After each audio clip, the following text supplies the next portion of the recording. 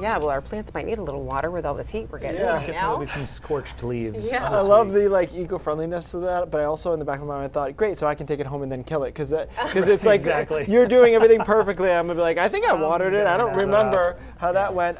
Guys, very hot tomorrow. We're gonna talk numbers here, but it really will just be a matter of statistics whether we get to 100 or 97 or 98. It's gonna be really kind of We're close either way. Yes, I don't see a situation where we're just way off from that. Today was 84 in Portland, but look into Freiburg and Laconia, 96, 94, 95 in Manchester, New Hampshire, so there was a lot of warmth not far away from us, obviously, and this will continue to build in tonight and into tomorrow. Dew points are high. They have gone down a bit along the coastline here with an onshore flow, and so that knocks dew points down when that happens sometimes. But inland, they're upper 60s, low 70s, so in that humid to kind of tropical zone is where our dew points are and will be tonight as well. So it's a warm night. Temperatures largely in the 70s overnight tonight. Some isolated showers and thunderstorms possible into Aroostook County as the front kind of meanders around there. But most of us are dry in the sense of rain, not dry in the sense of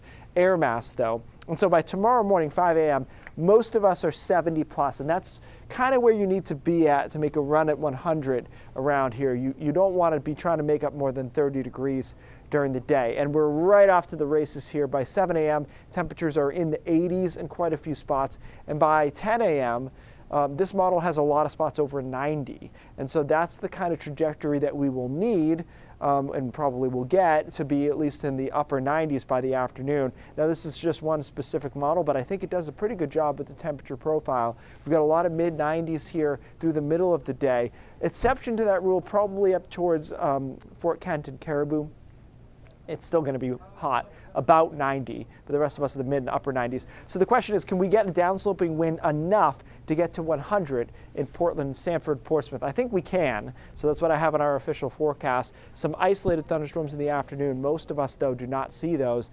Our air mass kind of washes out overnight, and it's drier on Wednesday, but it's still pretty hot on Wednesday too, in the mid and upper 80s and some low 90s. So here's our official forecast for tomorrow. I've got a 100 in Portland, Sanford, and Portsmouth. The rest of us merely in the mid and upper 90s. If we get to 100, it would only be the 5th time in Portland's recorded weather history, which goes back into the 40s, that we would have 100 or higher. Our all-time highest temperature is 103. By the way, this applies also to Bangor, which has only gotten to 100 one time in the recorded history.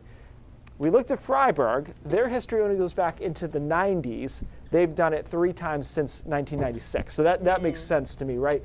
By the way, we cool down. It's actually pleasant, though, Thursday and Friday, right back where we started. 60s and showery on Saturday. It's wild that we could put up such big numbers. Sorry, I got to fix the spacing on that. It doesn't come up often on Tuesdays 100. To go from that temperature all the way down for the weekend. But right.